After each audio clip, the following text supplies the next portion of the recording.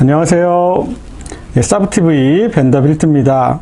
오늘은 동탄 인덕원선에 대해서 알아보도록 하겠습니다. 제가 최근에 여러분들이 가장 궁금해하는 노선 5개를 선정을 했습니다. 그 중에 첫 번째로 동탄 인덕원선에 대해서 얘기를 드려보도록 하겠습니다. 제 블로그를 참조하시면 자세한 노선도라든지 사업 개요라든지 이미지가 상당히 많이 올라가 있거든요. 그래서 여러분들이 궁금하시거나 좀 이미지가 필요하신 분들은 제 블로그에서 이렇게 다운 받으시면 될 것 같습니다. 그럼 본격적으로 시작을 해보겠습니다. 동탄 인덕원선 제가 보기에 한 20년이 된 노선입니다. 벌써 계획 단계로 따져보면 2003년 정도부터 시작을 했고요. 저도 예타를 2번 정도 했었습니다. 예타, 재예타 이렇게 그렇게 상당히 오랜 결과에 지금 이제서야 본격적인 공사를 앞두고 있다. 아직까지 공사는 턴키 구간 일부 공사는 시작하려고 했지만 본격적인 공사는 시작하지 않았다라고 봐주시면 됩니다. 그런데 제가 보기에는 올 하반기부터 작년 12월에 시공사가 선정이 다 됐고요. 올 하반기부터는 본격적으로 움직이지 않을까 생각이 됩니다. 그렇다면 향후 몇 년 후에는 동탄 인덕원선을 실제로 타볼 수 있는 그런 시간이 오지 않을까 생각을 해봅니다. 저도 하면서 예타 때 제가 직접 과업에 참여를 했었습니다. 그래서 상당히 노선 검토도 많이 했었고, 제가 중간중간에 노선이 많이 우회했단 말이에요. 흥덕마을로 가거나 이런저렇게 우회되고, 각자의 나름의 스토리가 여러 번 있었습니다. 변경되는 스토리가. 그리고 이거는 수도권에서 보기 드물게 노선의 구간이 지금 현재 예정은 17개역이 정찰합니다. 그 다음에 시작점은 인덕원역, 종점은 동탄역으로 보시면 되고, 분류가 일반철도 사업으로 구분되어 있어요. 그래서 일반철도라고 하면 사업비를 기준으로 봐주시면 좋겠습니다. 노선의 성격보다는 사업비를 기준으로 일반철도다, 광역철도다, 도시철도다 단순하게 이해하실 때 일반철도는 국가가 재정사업을 다 된다라고 봐주시면 되고, 광역철도는 예전에 75%, 현재는 70%까지 국가가 대준다. 나머지 30%는 지자체가 부담을 해야 된다라고 봐주시면 되고, 그 분담 비율은 노선의 연장, 정거장의 수 이런 것에 따라서 달라질 수 있다라고 봐주시면 됩니다. 도시철도는 서울 같은 경우는 40%, 그 다음에 서울 외 지역은 60%까지 재정이 투입된다라고 봐주시면 돼서 이러한 재정을 기준으로 철도 사업을 구분하고 있다라고 봐주시면 됩니다. 한국철도공사가 운행을 할 예정이고요. 국가철도공단에서 이제 건설 공사에 대한 책임을 지려고 합니다. 좌측 통행으로 예정되어 있고요. 여기에 투입되는 차량은 중형 전철입니다. 우리가 타고 다니는 일반 지하철은 중량 전철이고요. 우리가 많이 얘기를 들었던 김포 경전철은 경량 전철입니다. 그래서 인천 1호선 또는 광주, 부산 이런 대구에서 다니는 열차가 서울 거보다 좀 작거든요. 그래서 경량과 중량 사이의 전철을 중형 전철이라고 봐주시면 됩니다.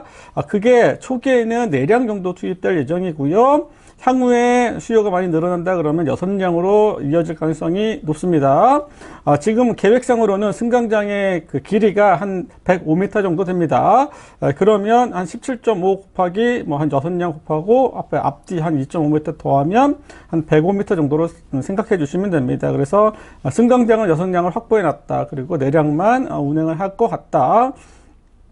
그렇게 봐주시면 됩니다. 그래서 원래 개통 예정은 2006년, 2008년 이렇게 나와 있는데 제가 보기에 현실적으로 2030년 정도는 돼야지 우리가 실제 타볼 수 있을 거다라고 보여집니다. 이게 다 스토리라든지 과정들이 있거든요. 그래서 우리가 좀 많은 시간을 기다려야 되는 건 사실이지만 그럼에도 불구하고 이제 시공사가 선정돼서 본격적으로 진행될 예정이었다. 이게 재작년에 감사원실 들어가고 이런저런 스토리가 있었잖아요. 따져보면 제 느낌상으로는 GTX에 좀 밀렸다라고 보여집니다. 왜냐하면 국가 재정에서 철도와 관련된 예산이 한 해에 제가 살짝 헷갈리지만 최소한 건설 예산은 4에서 5조 원 정도밖에 안 됩니다. 그래서 그 돈을 어떤 사업에 투입될 거냐에 대한 판단이고요. 그 판단에 있어서 상대적으로 동탄 인덕원선이 좀 밀렸다라고 생각을 합니다. 물론 그 스토리를 갑자기 밀릴 수는 없잖아요. 그래서 여러 가지 이유를 대서 감사원에서 다시 사업에 대한 재검토가 필요하다 그랬지만 이제 우리들, 예, 저희 이용자나 수요자의 입장에서 바라보면, 그런 부분도 저는 생각이 되더라라고 좀 얘기를 드리고 싶습니다. 그러면은 작년 12월에 이제 나머지 기타 공사 구간, 이제 209는 뭐 GS, 309는 극동, 409는 롯데, 509는 DLENC, 609는 대부, 709는 한양, 809는 HJ중공업, 1009는 DL, 1109는 두산, 다음에 1209는 현대산업개발 이렇게 선정이 됐었거든요. 그래서 이제 뭐 여러 가지 이제 조율을 좀 하게 됩니다. 그래서 본격적으로 이제 총선이 지나고 나면 자연스럽게 공사를 시작할 예정이고, 그러면 여러분들이 정거장마다 이제 아직까지는 제가 지난주에 우리 봄소풍을 갔었어요. 사부에서 봄소풍을 갔었는데 현장에서 볼 때 공사에 대한 느낌을 전혀 받지는 못했습니다.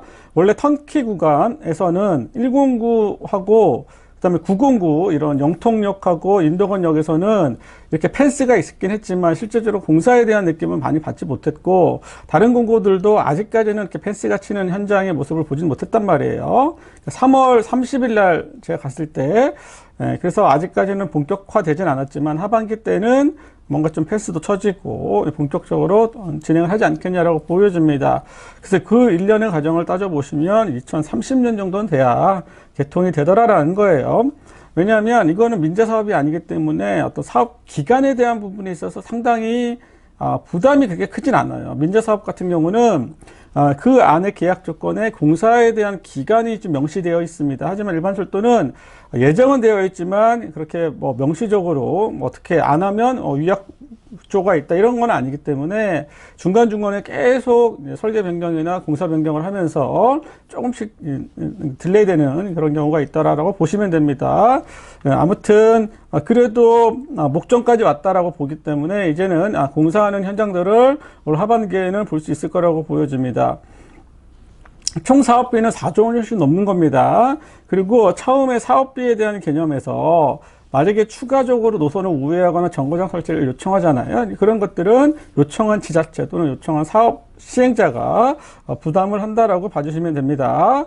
그래서 노선을 좀 보시면 특징이 이게 지금 17개, 12개 공구 17개 역이 정차가 예정되어 있고요. 4개 단위마다 급행역이 정차될 예정입니다. 4개 단위마다. 그래서 뭐 101역 인덕원역이고요. 104 오전역, 108 영통역, 108 수원 월드컵 경기장역, 112 영통역, 그 다음에 117 동탄역은 급행역이다라고 봐주시면 되고요. 여러분들이 단순하게 기억하실 때는 다른 데는 급행역의 비중이 좀 다를 수 있어요. 하지만 여기는 처음부터 계획을 하고 급행역을 설치했기 때문에 특히 출퇴근 시간에 또 평상시에 급행열차가 다닌다. 쉽게 말하면 101, 104, 108, 112, 117 거기만 간다라는 거예요. 그리고 중간에 완행열차들은 잠깐 멈췄다가 이렇게 이동한다는 느낌입니다. 그 비중이 전체적으로 보면 한 160대 정도 지금 예정되어 있고요. 그 중에 급행의 비율이 한 40대 정도로 봐주시면 됩니다. 그래서 적진 않아요. 급행의 비율이 아주 많은 건 아니니까 9호선처럼 1대1의 비율은 아니지만 적은 느낌은 아닙니다. 그래서 여러분들이 좀 의미 있게 급행역에 대한 비중을 좀 더 의미 있게 보셨으면 좋겠다라는 생각이 듭니다. 여러분들이 제가 지금 노선도를 109부터 다 해드릴 거예요. 지금 잠깐이나마 간단하게 다 보여드릴 겁니다. 그래서 여러분들이 지금 이 사진들을 처음 보셨다 그러면 내가 그동안 이제 뭘 봤나 이제 그런 생각을 하시면 되고요.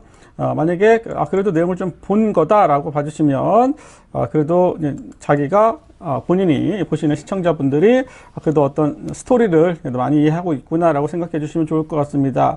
열차는 아까 내량으로 되어 있다라고 봐주시면 되고 뭐 일반 중형 열차입니다. 그래서 여러분들이 차체나 이런 것들은 좀 참고해서 봐주시면 되고, 지금 열차 운영 계획을 보면 1대1 비율은 아니에요. 그래서 운영 시간이 05시 30분부터 그다음에 1시까지는 되어 있습니다. 그다음에 첨두 시간을 말할 때는 통상 오전에는 7시에서 9시, 이렇게 출근 시간이죠.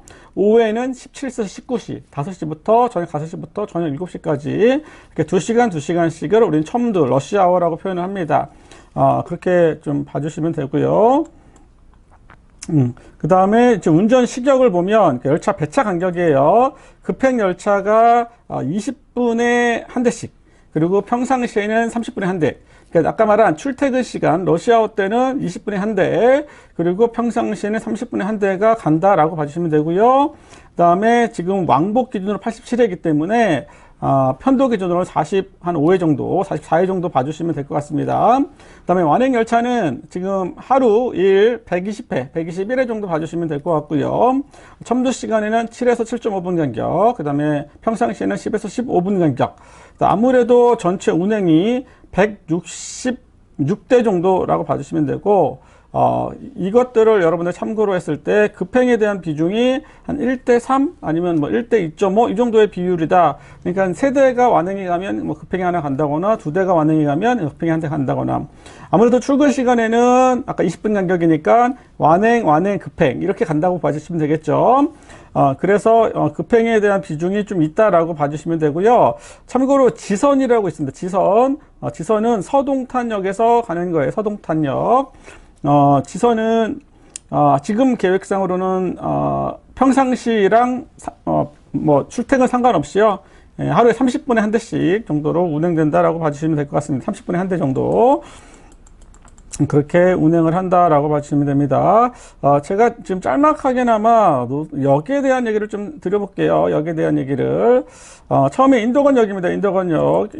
열차, 좀 시간을 빨리빨리 제가 좀 보여야 돼서, 인도건역이고요. 아시겠지만 인도건역에는 여기가 주변에 지금 여러 가지 GTX 신호선과 그 다음에 월판선이 같이 겹치는 노선이에요. 그래서 상당히 많은 갑자기 4호선 하나만 운행하다가 4개의 쿼트로폴 역세권이 됩니다. 그래서 또 여러분들 중에 얘기하시는 분이 그래도 인도건이 가장 호재다 이런 얘기도 합니다. 근데 개념은 좀 두 가지 다 같이 보셔야 돼요. 그러니까 주거 베이스에서는 그러니까 아무래도 없던데 그리고 서울 쪽으로 서울 쪽으로 방향을 바라보셔야 돼요. 서울 중심으로, 특히 강남권을 중심으로 바라보셔야 됩니다. 서쪽에서는 동쪽으로, 동쪽은 서쪽으로 바라보셔야고, 남에서는 북쪽으로 바라보셔야 돼요. 그래서 그쪽으로 가는 축대가 좋은 노선이에요. 그래서, 제 개인적인 생각은 경강선, 월곡 판교선보다는 동탄 인덕원선이 그래도 남에서 북쪽으로 올라가야 되는 노선이기 때문에 좀 더 이용객이 높을 수밖에 없다라고 보여집니다. 그게 열차의 투입 과정에서도 그대로 보여진다라고 보시면 돼요. 물론 직결하는 게 제일 좋은데 직결하지 못한다 하더라도 일단은 축대 방향이 좀 좋다라고 보여집니다. 그래서 인도건에 대한 느낌은 뭘까요? 지산도 많고 주변에 여러 회사들도 많이 있잖아요. 근데 그런 것들이 좀 더 모이기 좋아지겠죠. 그러니까 업무 베이스의 기능이 좀 더 높아진다라고 봐주시면 되고, 또한 상업 베이스, 예전에부터 인도건은 상당히 유흥가입니다. 인도건 자체가. 그래서 모텔도 많고, 뭐, 나이트도 많았던 데가 인도건이에요. 예전에 비하면 현재는 많이 줄었지만, 그래도 인도건은 상당히 유흥가 어떤 전역 상권이 있는 곳입니다. 이러한 상권의 기능이 좀 더 강화될 수는 있어요. 왜? 인도건에서 모였다가 흩어지기 좋다는 겁니다. 그게 집전력을 보여줄 겁니다. 하지만 그럼에도 불구하고 인도건역은 타고 4호선을 가거나 타고 신호선을 이용한다거나 경광선을 이용할 일은 별로 없을 것 같고요. 4호선이나 신호선을 이용할 가능성이 있다는 겁니다. 그래서 어떤 환승에 대한 느낌도 분명히 지하철 안에서는 분명히 그러한 움직임들, 나가지 않는다는 거죠. 그냥 그 안에서 해결하는 것들도 있을 거다.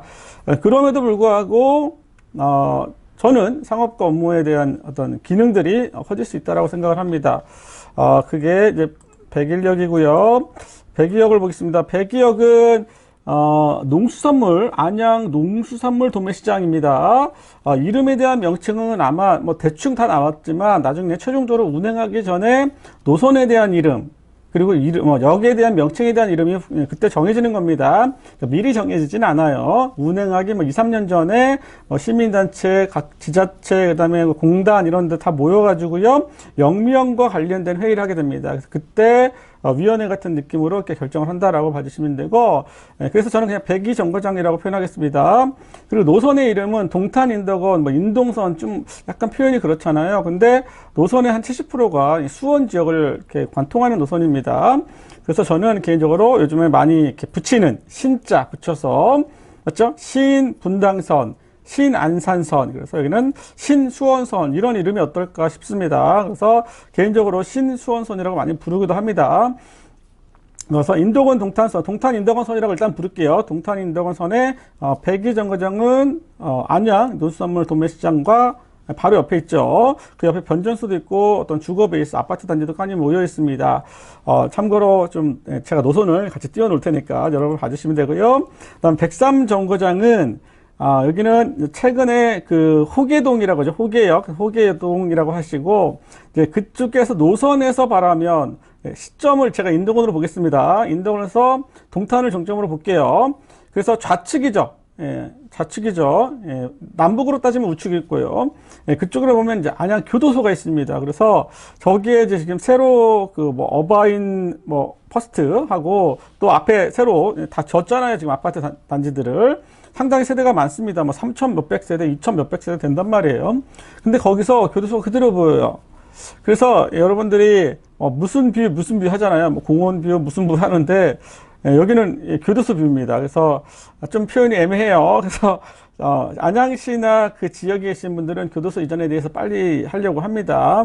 그래서 예전에는 교도소가 운동장도 있고 넓어졌는데 이제는 자꾸 이제 외곽으로 빠지려고 하고 교도소도 막 되게 높게 지는 경향이 있어요. 그래서 뭐 이런 식의 좀 차이는 있습니다. 그래서 교도소가 이전되지 않을까라고 저는 보여지고요. 이거는 그 지역에 계신 분들의 입장에서는 꼭 필요한 일이다. 그래서 빨리 이전됐으면 좋겠습니다.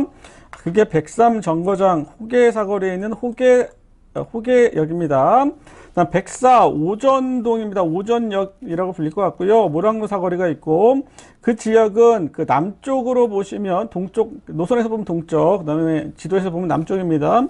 다 중공업 지역이에요. 그리고 위쪽은 다 이제 구축 아파트들입니다. 새로 지금 이제 재개발, 오전 재개발 사업들이 진행되어서 새로운 신축도 들어왔지만 대부분의 구축들이 많고요. 재건축을 준비하고 있는 이러한 지역입니다. 거기에 오전역이 예정되어 있고, 아무래도 기존에 아무것도 없는 그런 지역에서 이러한 역이 하나 쓴다라는 임팩트는 상당히 크다라고 보여지고, 기본 베이스가 중공업지란 말이에요. 그래서 여기는 뭐 유한 캠벌리가 갖고 있다가 LH가 부지를 사고 막 이런저런 상황들이 있기 때문에 변화에 대한 게 무쌍하다라고 저는 생각합니다. 그래서 백사역 주변은 주거는 주거대로, 그 다음에 어떤 공장 지역들은 뭐 지산이라든지 이런 뭐 아니면 업무 베이스로 또는 뭐 이런 뭐 기업의 이런 부지로 활용되지 않을까 보여집니다. 그래서 저는 개인적으로 백사정거장의 오전역에 대한 기대가 상당하다라고 좀 얘기를 하고 싶어요. 저는 아무래도 변화가 많은 것을 좋아합니다. 그 다음에 105역입니다. 여기는 의왕시청이 바로 있죠. 반경 한 500m 근방에 의왕시청이 있어요. 남쪽으로 지도상에서 보면 거의 남쪽에 있죠. 남쪽에 있고, 그 다음에 이 주변에도 다 30년 정도 뭐 아파트들이 다 구축 아파트들입니다. 재건축을 좀 준비하고 있고, 여기는 또 그 고천지구예요. 고천지구.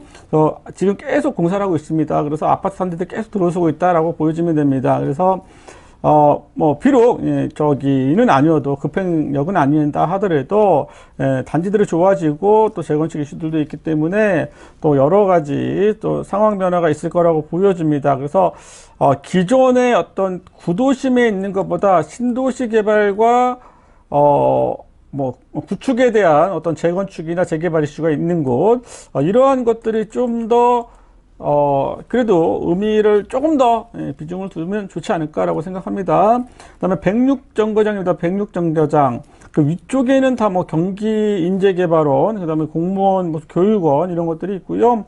밑에는 뭐 대단지, 아주 좀 밑에 내가 한 500m 더 있는 거 내려가시면 대단지 아파트가 있고, 그 다음에 인근에는 다 이제 기존의 다세대 다가구, 이런 상가주택 이런 것들이 모여있는 지역입니다. 그래서 아직까지는 여기서 구체화되진 않고 있지만 그래도 여기 들었음과 동시에 뭔가 입지적인 변화들이 있지 않을까라고 좀 보여집니다. 그 다음에 107역. 107역은 제가 개인적으로 되게 많이 갔던 역 중에 하나입니다. 그래서 여기는 한일타운인데요. 이게 여러 개의 시공사가 같이 묶여있는 그런 아파트 단지입니다. 그래서 단지별로 같은 안에 시공사가 되게 다양합니다. 세대수도 상당합니다. 한 5천 세대인가요? 상당히 세대수가 많죠. 세대수가 상당히 많습니다. 그래서 이러한 것들인데 뭐 지금 당장은 아니지만 나중에 시간이 지나면 뭐 전체적인 재건축 이슈가 있지 않을까 생각을 하고요. 그다음에 여기는 KT 야구장이 있어요. 수원 야구장 KT의 야구장을 여기서 직접 와서 봐야 되고요. 옆에 또 운동장도 있습니다. 그리고 여기서 바로는 아니지만 조금 걸어가다 보면 그 신분당선에 수원중학교에 있는 그 역이랑 물리적으로 그렇게 큰 차이는 안 납니다. 그러면 우리가 지도상에서 바라보면 아무래도 수성중학교, 그러니까 저기 중학교 쪽으로 가시는 게 조금 더 좋지 않을까 생각이 들어요. 그러니까 예, 지금 지도상에서 바라보면 좀 더 밑으로 내려가는 게 좋을 것 같습니다. 그래서 신분당선이 연결되는 그 축대로 같이 가주시는 게 좋다. 라고 봐주시면 됩니다. 예, 그렇게 봐주시면 좋겠고요. 그다음 108역입니다. 108역. 108역은 제가 우리 지난 봄소풍 때 다녀온 데가 여기 수원역 일대고요. 여기는 지금 두 가지가 같이 쓴다라고 봐주시면 됩니다. 108 정거장은 일단 급행이 간다라는 것도 상당히 크고요. 그다음에 여기도 가지만 신분당선도 간다라는 거예요. 그래서 뭐 우만 주공 4단지나 그 앞에 있는 아파트들 큰 데가 별로 없어요. 이 인근에는. 그래서 나름대로 제가 현장에 가보니까 재개발 사업들을 추진하려고 추진위가 되게 좀 여러 군데가 생겼더라고요. 그 현장에 가보니까.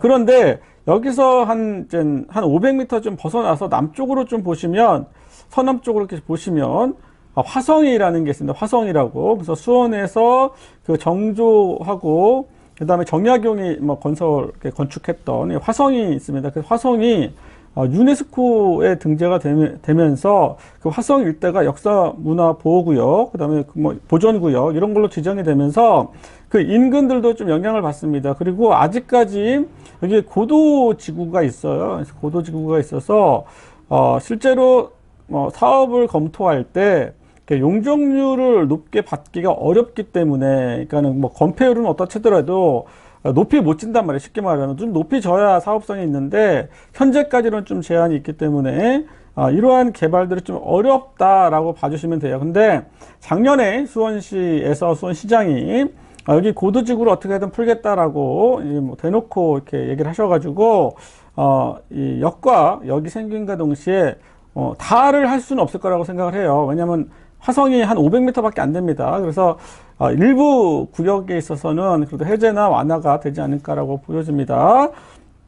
아무튼 108역도 여러분들이 상당히 저는 별표를 많이 드리고 싶습니다. 별표를 많이 드리고 싶다. 다음 109, 이제 아주대 삼거리입니다. 아주대 삼거리. 예, 아주대 삼거리. 위에가 가면 이제 아주대학교고요. 이제 밑으로 가면은 여기는 좀 상업지가 좀 많이 몰려 있어요. 그래서 뭐 중심 상업지라고 하기에는 좀 그렇고요. 근생보다는 좀 중심에 가깝고요. 그래서 그 중간 정도 되는 상업지입니다. 그래서 되게 교류도 많고요. 왕래도 많습니다. 그래서 여러분들이 어떤 걸 보셨으면 좋겠냐면 아무래도 물론 모든 아주대학교 대학생들이 지하철역으로 오진 않겠지만 그래도 아무래도 수원 근처에 다니는 학생이 많긴 하겠지만 수도권 일대에서 학교를 이렇게 다닐 수 있기 때문에, 그러니까 아주대학교에서 역까지 걸어가는 그 도로가 있단 말이에요. 한 4차선인가요? 그 도로 축대가 저는 도로가 되게 좋다라고 생각을 합니다. 그러니까 동선의 변화가 생긴다는 거예요. 기존에는 대학교 앞에서 버스를 타거나 이동을 하거나 했는데 이제는 지하철을 이동하고 가는 게 좀 더 좋다는 거예요. 그러면 말 그대로 하나의 유효 동선이 바뀐다는 겁니다. 그러면 상권의 변화가 생긴다는 거예요.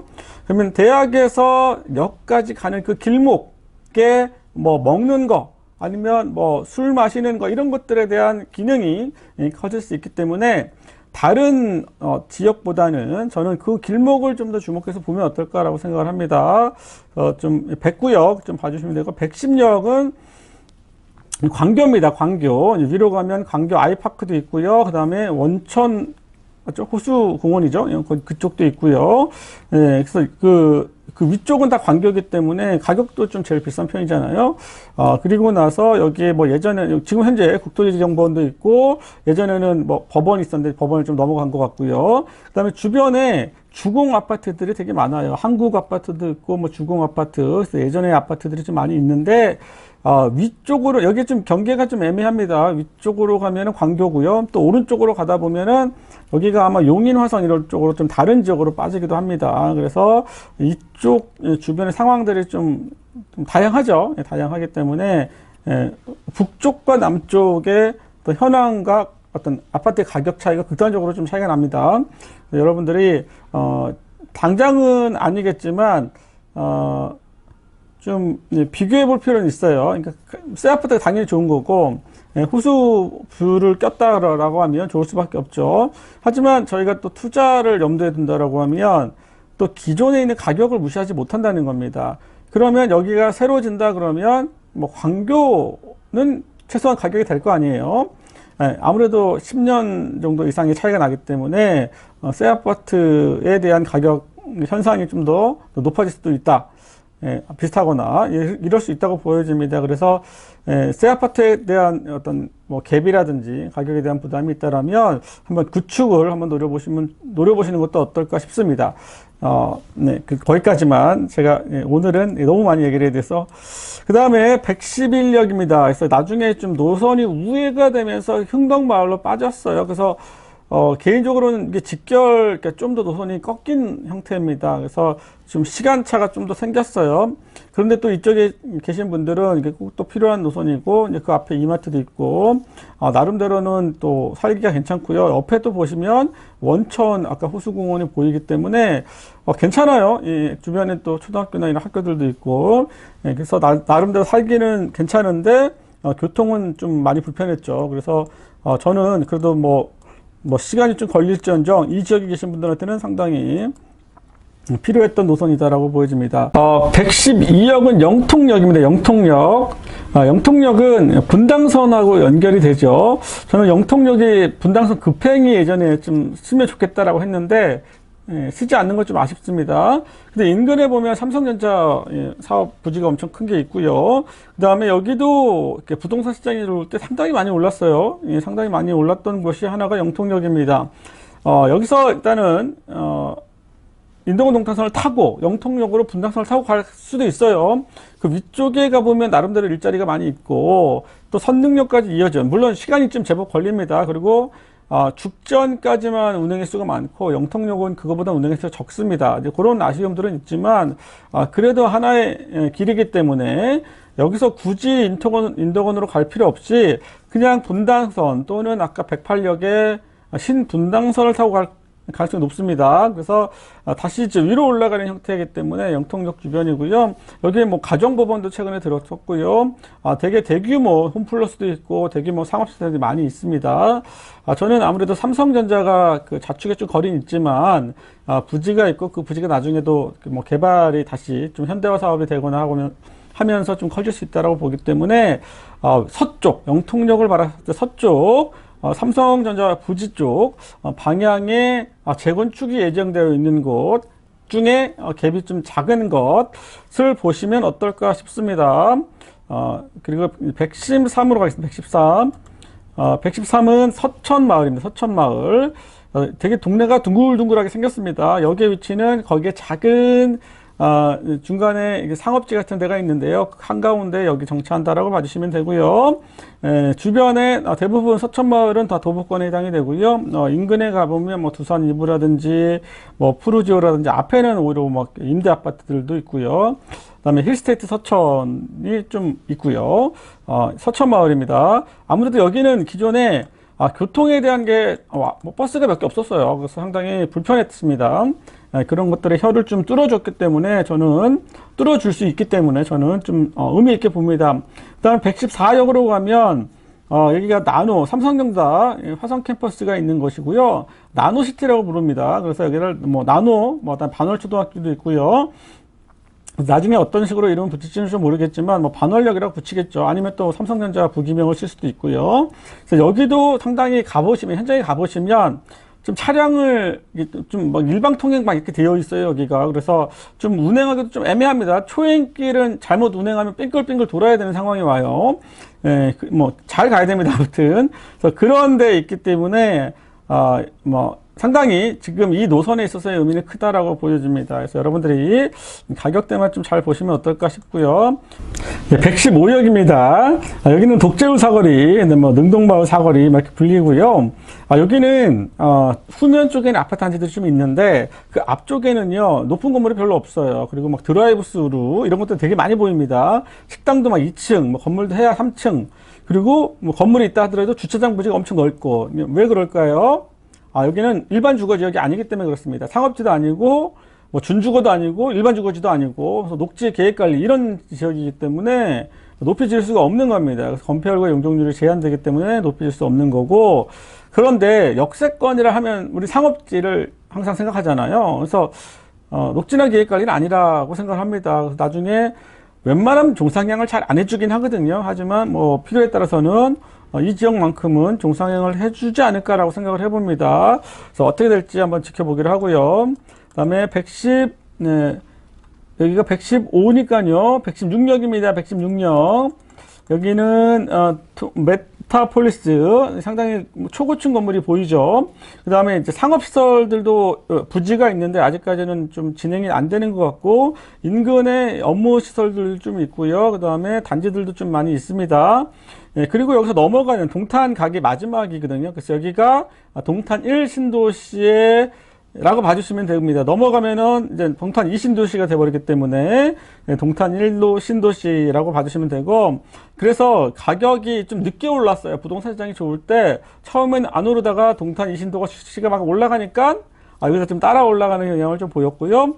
그때 가격 변화가 있었습니다. 그래서 아무래도 동탄은 이 신도시가 좀 더 신도시고 그 안에 여러 가지 기반 시설이 많이 갖춰졌기 때문에 그쪽에 대장 역할을 할 수밖에 없다라고 보여지고, 상대적으로 여기가 구축 중심으로 이루어졌기 때문에 그런 부분들에 있어서 가격 차이는 분명히 있다라고 생각합니다.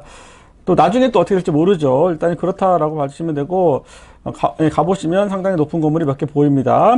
그다음에 마지막으로 이제 117역, 여기가 이제 동탄역입니다. 최근에 GTX A 노선이 개통되면서 롯데캐슬이 22억을 찍었네 하면서 온통 기사들이 났습니다. 그런데 실제 한 일주일 정도, 지금 한 5일 정도 됐거든요. 그래서 운행을 하면서 이용하는 것들이 당초 예상했던 것만큼 안 가는 거예요. 그럼 왜 그랬을까요? 제가 여러 번 얘기도 하고 기사 때도 얘기를 했지만, 동탄에서 수서까지 가는 건 오케이. 근데 수서가 목적지는 아니잖아요. 그럼 수서에서 또 회사까지 가야 됩니다. 그거에 대한 부분에 대한 부담. 그리고 또 뭐가 있어요? 동탄역까지 오는 시간. 그러니까 동탄에서 수서까지 가는 거는 20분이면 돼요. 근데 내려가거나 아니면 거기서 올라가서 다시 셔틀로 간다. 그게 또 20분 걸려요. 수서에서 또 가는 것도 20분 걸려요. 그러면 물론 그러한 박자가 다 맞는다라고 하면 이걸 타고 가겠죠. 근데 집 앞에 있는 M버스나 빨간 버스나 이런 버스가 회사 근처까지 간다. 그러면 굳이 GTX를 탈 이유는 없어지는 겁니다. 그러니까는 전체적인 수요가 분산돼요. GTX는 이 주변, 특히 역 주변에 계신 분들 또는 여기서 셔틀로 이동하기가 편한 분들한테만 보여지는 느낌이라는 겁니다. 그러니까 모든 분들이 동탄역으로 오지 않는다는 거예요. 동탄에 계시는 분들이. 그러면 또 어찌 될까요? 나중에 삼성역까지 연결됐을 때 이건 느낌이 또 다르죠. 왜냐하면 수서에서 연결해 가려면 분당선을 타거나 또는 3호선을 타서 가야 되는데 3호선이 좀 돌아요. 분당선은 그나마 난데 3호선은 좀 돕니다. 그러면 삼성역까지 가는 거랑은 완전 느낌이 또 다를 수 있다는 거예요. 그래서 수요가 늘어날 수 있다고 생각합니다. 그런 부분이 있고요.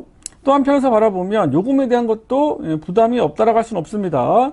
그리고 이번에 처음으로 GTX 요금에서 그 어르신들, 노인분들, 만 65세 이상 분들 요금을 받기로 했단 말이에요. 기존에 신분당선 요금을 받지 않습니다.